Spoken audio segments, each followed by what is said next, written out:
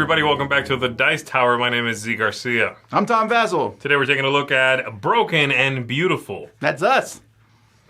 Some things more than others. In this game, this is a game about kintsugi. Yes.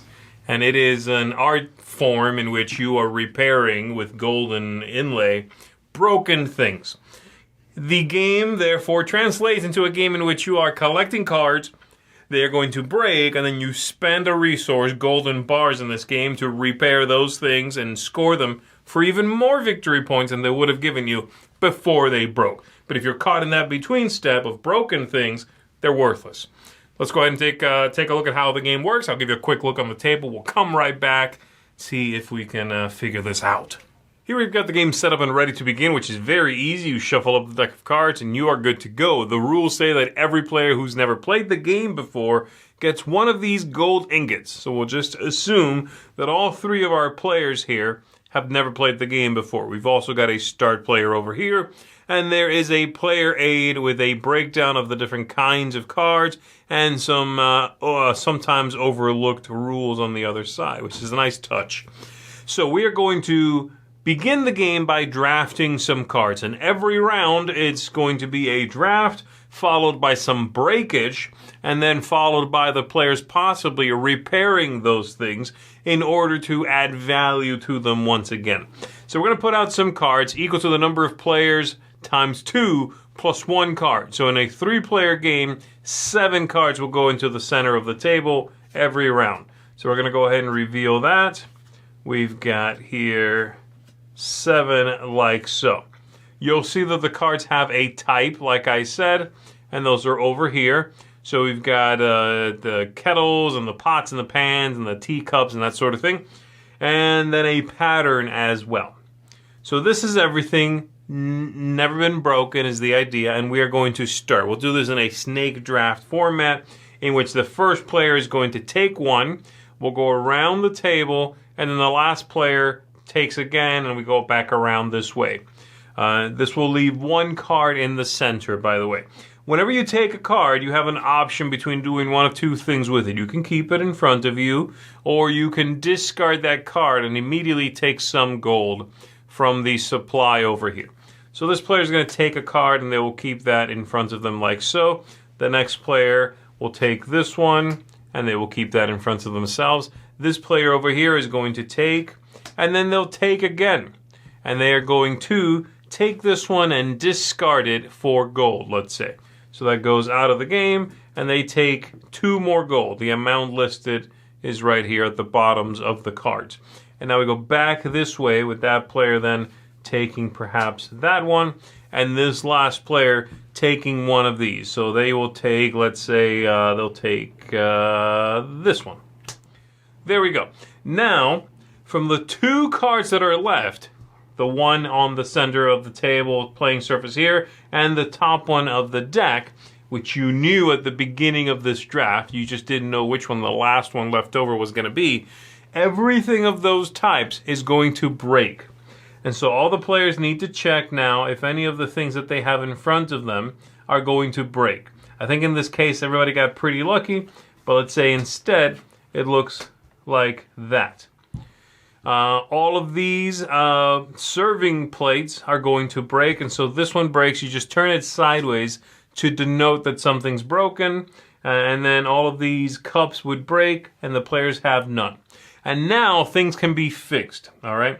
So in order to fix something, you are going to have to pay gold in order to bring that back up and fix it. In order to fix a card, you have to pay the number of gold ingots as listed on it, the same amount you would make if you discarded it for gold. And you are going to pay that, flip the card over, and write it right side up again. This does 2 things. It improves the value of the card, and I'll explain that in 1 second. And it also makes it so that this can never be broken again. So if plates like this one here of this shape would break again in an upcoming drafting round, this will not. Now, everything scores differently. In the case of these, for every 2 of these, you're going to get 6 victory points. But On the other side, you see that besides that scoring, this is also worth 2 points. And in fact, it's worth those 2 points, even if you didn't manage to get 2 of these. It's just 2. Plus, the scoring is still in effect. All the cards are going to have a different way in which they score, and in fact, there's a chart right here in the rulebook that explains how everything is going to score. Things like this one, for example, doubling the value of a teacup, and on the other side, tripling that value. All right.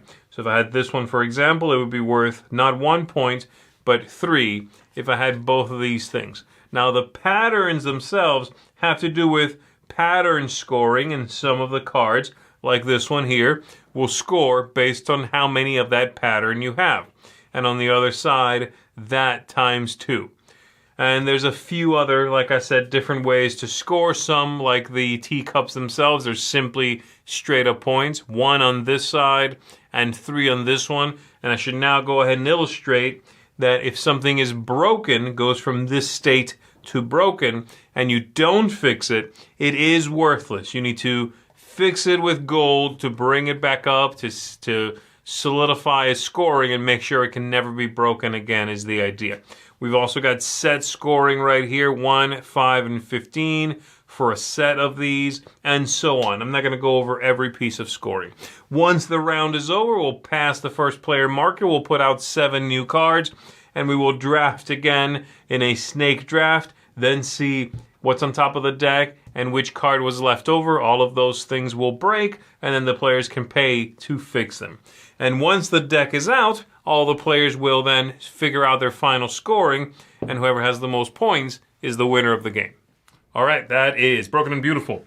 So, gotta say, I think this theme is amazing. It's a great theme. I really like the theme. I think it's a cool... I never even heard of this before I heard about this game. Mm-hmm.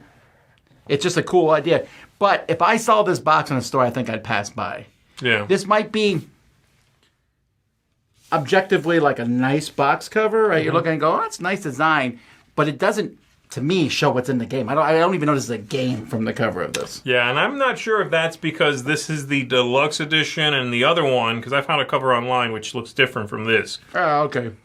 It's also not particularly eye-catching, I thought personally, so be aware of that. This is the deluxe one. I think the only difference is the golden bars. Maybe the start player thing there. But on that end, if this is the deluxe one, the card quality's okay. It's okay. I agree with great. you. It's also the legibility of the cards, and by that I mostly mean the little symbol that tells you what category it falls into. I wish they were more distinct. The bowl and the cup are iffy, and the tea jar and the vase. I mean, it's not unplayable. Sure. It just might make you do a second or two double take. Right, which is fine, but it could have been avoided. The gameplay itself, I was surprised by how simple the game was. This is like very sushi, short game. This is like Sushi Go levels of simplicity. Maybe simpler than that. I mean, it's very straightforward. Draft, snake draft, and then some stuff breaks and you can fix it. I mean, that's it. Right. The deck runs out in a few rounds and you add it all up. The scoring's a little weird, I will say.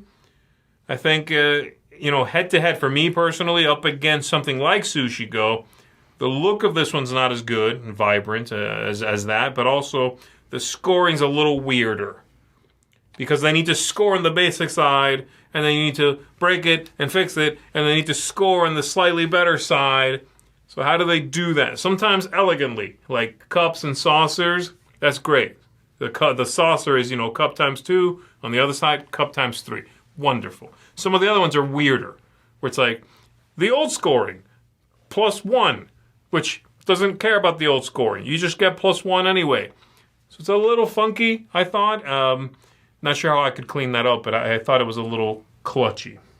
I do like, and I do agree that is a weird, there is some odd scorings. Yeah. They were trying not to be too basic by saying these are 3 points, but 4 points on the other side. Yeah. But the drafting is, so usually in a draft, I usually hate going last. Mm-hmm. But because it's a snake draft, whoever goes first picks the first card, but then they have to wait all the way around to get the other one. The person who's in the end is picking 2 cards in a row, which is great. Yeah. But when it comes back to me, I'm like, oh, I'm last. But I also get to decide what breaks of the last 2 cards. a tiny decision, but it matters to the game. It really matters. Sometimes I want my stuff to break Yeah. because then I can fix it and get more points. But I might not have the stuff, and then I don't want my stuff to break because I'll take some points over none. I really like also that the way you make money is by letting cards go. Yeah. When you draft it, you throw it away immediately. You have to decide that immediately. You can throw it away and take the gold instead to fix other stuff. So you'll never keep every card you drafted, so you just end up with a bunch of broken stuff. I really like that too. There's not a whole lot else to say about this one. It's a very clean, straightforward game, which I found to have a little bit of a less than shiny scoring, If system. it wasn't for the scoring, this almost feels like a classic game out the gate. Mm-hmm. I'm talking games like No Thanks and, For Sale. It has that kind of feel to it, but it feels like it's just the tiniest bit unpolished, which is an odd thing. Mm-hmm. The scoring is the gold they used to crack to put the thing together. Right.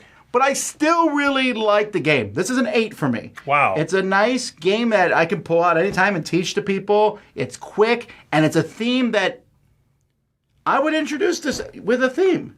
The theme is very good, and Like the theme Sushi helps. Go, I might just say, grab cards, whatever. You might use some of Wasabi might make this better. But this one, I'm like, hey, this is going to break. You're using gold to fix it. It just makes sense. Okay. The theme.